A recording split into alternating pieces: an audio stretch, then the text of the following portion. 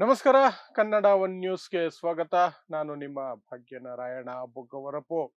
West Bengal ಚುನಾವಣೆಗಳು ಈ ವರ್ಷ ನಡೆಯಲಿದೆ. ಹಾಗಾಗಿ ಪಶ್ಚಿಮ ಬಂಗಾಳದಲ್ಲಿ ಡ್ರಾಮಾಗಳು ನಿರಂತರವಾಗಿ ನಡೀತವೆ. ಅದರ ಭಾಗವಾಗಿ ನಿನ್ನೆ ಒಂದು ದೊಡ್ಡ ಡ್ರಾಮಾ ನಡೀತು, ದೊಡ್ಡ ಘಟನೆ ನಡೀತು. ಯಾರೂ ಊಹಿಸಲಾರದಂತಹ ಒಂದು ಘಟನೆ ಏನಂದ್ರೆ, ಇಡಿ ಒಂದು ಕಚೇರಿಗೆ ರೇಡ್ ಮಾಡುತ್ತೆ.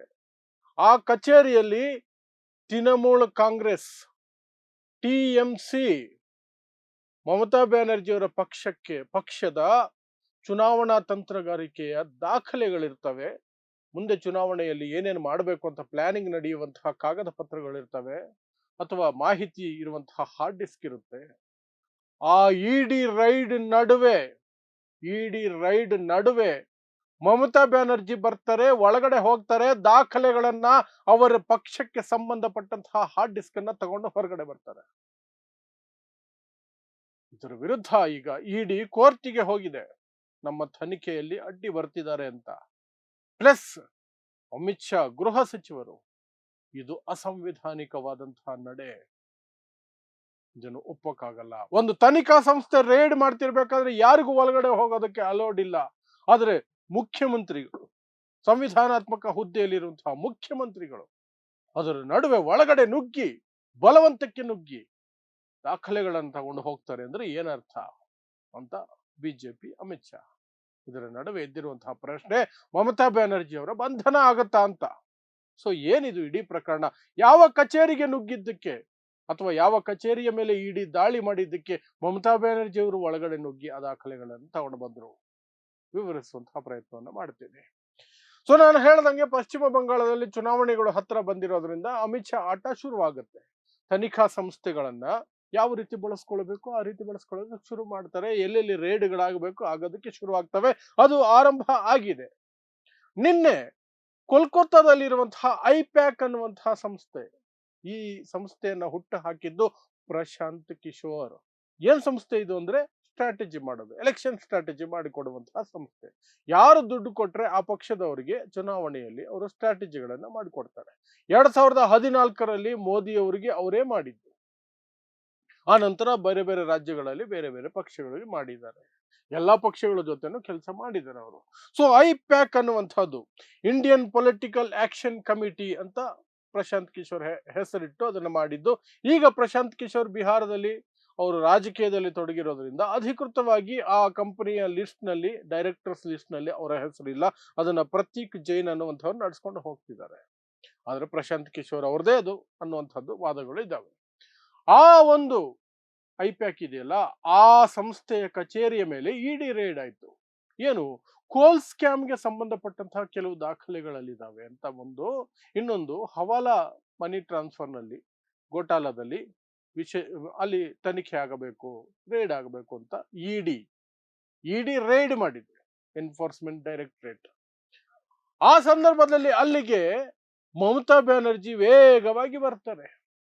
ಬಂದವರೇ ಸೀದಾ ಒಳಗಡೆ ಹೋಗ್ತಾರೆ. ಮುಖ್ಯಮಂತ್ರಿ ಯಾರು ತಡೆಯಕ್ಕಾಗತ್ತೆ? ಸಾಧ್ಯನೇ ಇಲ್ಲ ಯಾರು ತಡೆಯಕ್ಕೆ.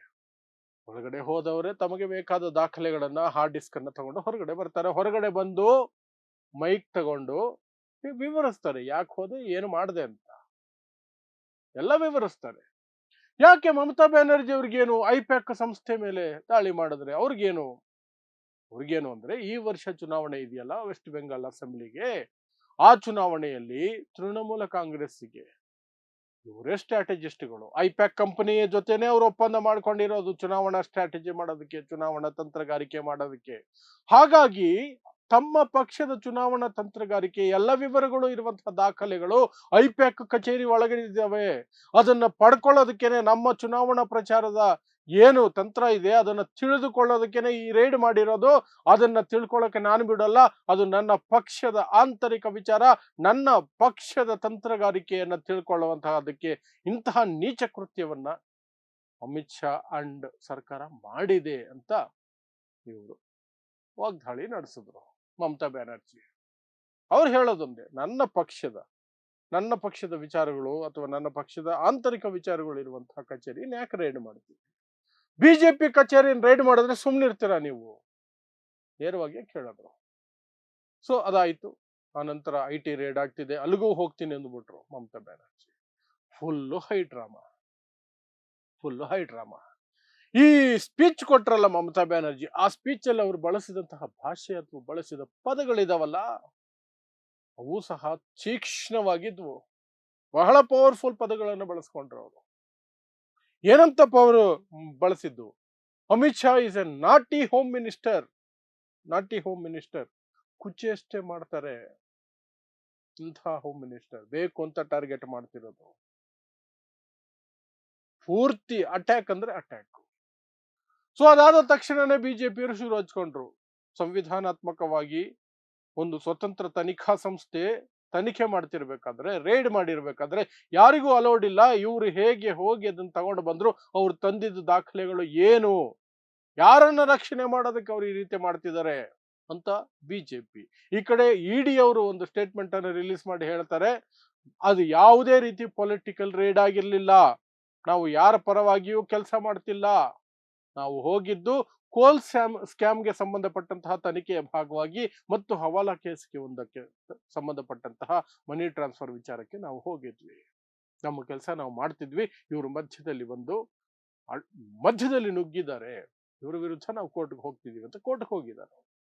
ಸೊ ಕೋರ್ಟ್ ಏನು ಹೇಳುತ್ತೋ ಗೊತ್ತಿಲ್ಲ ಮುಂದಿನ ದಿನಗಳಲ್ಲಿ. ಆದ್ರೆ ಒಂದು ಸಂವಿಧಾನಾತ್ಮಕ ಹುದ್ದೆಯಲ್ಲಿರುವಂತಹ ಮುಖ್ಯಮಂತ್ರಿ ಸ್ಥಾನದಲ್ಲಿರುವಂತಹ ವ್ಯಕ್ತಿ ಈ ರೀತಿ ಹೋಗೋದು ಸರಿನಾ? ತನಿಖಾ ಸಂಸ್ಥೆಗಳು ತನಿಖೆ ನಡೆಸ್ತಿರ್ಬೇಕಾದ್ರೆ ಅಥವಾ ರೇಡ್ನ ಮಧ್ಯದಲ್ಲಿ ಹೋಗಿ ಯಾವುದೋ ದಾಖಲೆಗಳನ್ನು ತಗೊಂಡು ಹೋಗೋದು ಸರಿನಾ ಅಂದ್ರೆ ಖಂಡಿತ ತಪ್ಪು, ಖಂಡಿತ ತಪ್ಪು. ಇದಕ್ಕೆ ಇವರು ಕೋರ್ಟ್ಗೆ ಹೋಗ್ಬೋದಾಗಿತ್ತು. ರಾಜಕೀಯ ದ್ವೇಷಕ್ಕೆ ಈ ರೀತಿ ಮಾಡ್ತಿದ್ದಾರೆ ಅಂತೇನೋ. ಬಟ್ ಅವ್ರಿಗೆ ನಷ್ಟ ಆಗಿರೋದು, ಅವರ ತಂತ್ರಗಾರಿಕೆ ಎಲ್ಲ ಬಿಜೆಪಿ ಗೊತ್ತಾಗಿರೋದೇನೋ. ಅಲ್ಲಿ ದಾಖಲೆಗಳಿದ್ದಿದ್ರೆ ಅವ್ರ ತಂತ್ರಗಾರಿಕೆ ವಿವರಣೆ ಇರುವಂತಹ ದಾಖಲೆಗಳು, ಕಾಗದ ಪತ್ರಗಳು, ಪ್ಲಾನಿಂಗು ಏನಾದ್ರು ನಡೆದಿರುವಂತಹದ್ದು ವಿವರಗಳಲ್ಲಿದ್ರೆ ಬಿಜೆಪಿ ಕೈಗೆ ಸಿಕ್ಕಿದ್ರೆ ಓಕೆ, TMC ಏನ್ ಪ್ಲಾನ್ ಮಾಡ್ಕೊಂಡಿದೆ ಚುನಾವಣೆಗೆ ಅನ್ನೋದು ಈಸಿಯಾಗಿ ಗೊತ್ತಾಗುತ್ತಲ್ಲ ಬಿಜೆಪಿಗೆ. ಅದಾಗಿರಬಹುದು. ಬಟ್ ಅದಾಗುತ್ತೆ ಅನ್ನೋ ಕಾರಣನ ಮುಂದಿಟ್ಕೊಂಡು ನೀವು ತನಿಖಾ ಸಂಸ್ಥೆಯ ನಡುವೆ ಹೋಗಿ ನುಗ್ಗಿ ತಗೊಂಡು ಬಂದ್ಬಿಡ್ತೀನಿ ಅನ್ನೋದು ಸಹ ಕಾನೂನು ಬಾಹಿರ ಆಗತ್ತೆ. ಅದನ್ನು ಕೋರ್ಟ್ ಏನ್ ಮಾಡುತ್ತೋ ಅದು ಬೇರೆ ವಿಚಾರ. ಬಟ್ ಈಗ ಬರ್ತಿರುವಂತಹ ಪ್ರಶ್ನೆ, ಬಂಧಿಸಿ ಬಿಡ್ತಾರಾ ಮಮತಾ ಬ್ಯಾನರ್ಜಿ ಅವರನ್ನ? ಯಾಕಂದ್ರೆ ಇದೊಂದು ಅಫೆನ್ಸ್ ಆಗತ್ತೆ. ತನಿಖಾ ಸಂಸ್ಥೆಯನ್ನ ಆ ರೀತಿ ಅಡ್ಡಿಪಡಿಸಿ ತಮಗೆ ಬೇಕಾದದನ್ನ ಬಲವಂತಕ್ಕೆ ಎತ್ಕೊಂಡು ಬಂದ್ಬಿಡೋದು ಕ್ರಿಮಿನಲ್ ಕೇಸು ಆಗಬಹುದು. ಸೊ ಬಂಧನ ಆಗುತ್ತಾ ಅನ್ನುವಂತಹ ಪ್ರಶ್ನೆಗಳು ಬರ್ತಿದೆ. ಬಟ್ ನರೇಂದ್ರ ಮೋದಿ ಸರ್ಕಾರಕ್ಕೆ ಅಷ್ಟು ಧೈರ್ಯ ಇದೆ ಅಂತ ಯಾರು ಹೇಳಕ್ ಆಗಲ್ಲ. ಕೇಜ್ರಿವಾಲ್ರನ್ನ ಜೈಲಲ್ಲಿ ಇಟ್ಟಂಗೆ, ಹೇಮಂತ್ ಸೊರೇನ್ನ ಜೈಲಲ್ಲಿ ಇಟ್ಟಂಗೆ, ಯಾರನ್ನೋ ಜೈಲಲ್ಲಿ ಇಟ್ಟಂಗೆ ಅಷ್ಟು ಈಸಿಯಾಗಿ ಮಮತಾ ಬ್ಯಾನರ್ಜಿನ ಜೈಲಲ್ಲಿ ಇಡಕ್ಕಾಗತ್ತಿಲ್ಲ. ಮಮತಾ ಬ್ಯಾನರ್ಜಿಗೆ ದೊಡ್ಡ ಮಟ್ಟದ ಜನ ಬೆಂಬಲ ಇದೆ, ಸಿಕ್ಕಾಪಟ್ಟೆ ಇದೆ ಅವರಿಗೆ, ಅಷ್ಟು ಸುಲಭ ಅಲ್ಲ. ಹಾಗಾಗಿ ಬೇರೆ ಮಾರ್ಗಗಳು ಹುಡುಕ್ತಾರೆ. ಜೈಲಿಗೆ ಹಾಕುವಂತಹ ಧೈರ್ಯವನ್ನ ಮೋದಿ ಸರ್ಕಾರ ತೋರಲಾರದು. ಬಟ್ ಕೋರ್ಟ್ ಏನು ಮಾಡುತ್ತೋ ಗೊತ್ತಿಲ್ಲ. ಕೋರ್ಟಿಗೆ ಇಡಿ ಹೋಗಿದೆ, ಕೋರ್ಟ್ ಏನು ಆದೇಶ ಕೊಡುತ್ತೋ ಗೊತ್ತಿಲ್ಲ. ಇದು ತಪ್ಪು, ಈ ರೀತಿ ಮಾಡಬಾರ್ದಾಗಿತ್ತು, ಇದಕ್ಕೆ ಶಿಕ್ಷೆನೋ ಏನೋ ಏನ್ ಮಾಡುತ್ತೋ ಗೊತ್ತಿಲ್ಲ, ಅದು ಮುಂದಿನ ದಿನದ್ದು. ಆದ್ರೆ ಇದೆಲ್ಲದರ ನಡುವೆ ಬರ್ತಾ ಇರುವಂತಹದ್ದು, ಯೋಚನೆ ಮಾಡಬೇಕಾಗಿರುವಂತಹದ್ದು, ವೆಸ್ಟ್ ಬೆಂಗಾಲ್ನಲ್ಲಿ ಚುನಾವಣೆಗಳು ಹತ್ರ ಬರ್ತಾ ಇನ್ನು ಏನೆಲ್ಲ ನೋಡ್ಬೇಕಾಗತ್ತೆ ನಾವು ಅಂತ. ಬಿಜೆಪಿ ಒಂದು ಕಡೆ ಹಿಂದೂ ಮುಸ್ಲಿಂ 100% ಮಾಡುತ್ತೆ, 100% ಮಾಡುತ್ತೆ. ಹಾಗಾಗಿ ಅಲ್ಲೊಂದು ಬಾಬರಿ ಮಸೀದಿ ಅನ್ನುವಂತಹ ಒಂದು ಕಥೆಯನ್ನ ಸೃಷ್ಟಿ ಮಾಡಿ ಅದಕ್ಕೆ ಒಬ್ಬ ಮುಸ್ಲಿಂ ನಾಯಕನನ್ನ ಎಳ್ಕೊಂಡು ಬಂದು ಏನೋ ಮಾಡ್ತಿದೆ ಬಿಜೆಪಿ ಅನ್ನುವಂತಹ ಗುಮಾನಿ ಎಲ್ರಿಗೂ ಇದೆ. ಅದರ ನಡುವೆ ನರೇಂದ್ರ ಮೋದಿಯಿಂದ ಹಿಡಿದು ಕಟ್ಟ ಕಡೆಯ ಬಿಜೆಪಿ ಕಾರ್ಯಕರ್ತರವರೆಗೆ ಬಿಜೆಪಿ ವಿರುದ್ಧ ಮುಸ್ಲಿಮರ ವಿರುದ್ಧ ಹಿಂದೂಗಳನ್ನು ಎತ್ತಿ ಕಟ್ಟುವಂತಹ ಭಾಷಣಗಳನ್ನ 100% ಮಾಡ್ತಾರೆ, 100% ಮಾಡ್ತಾರೆ.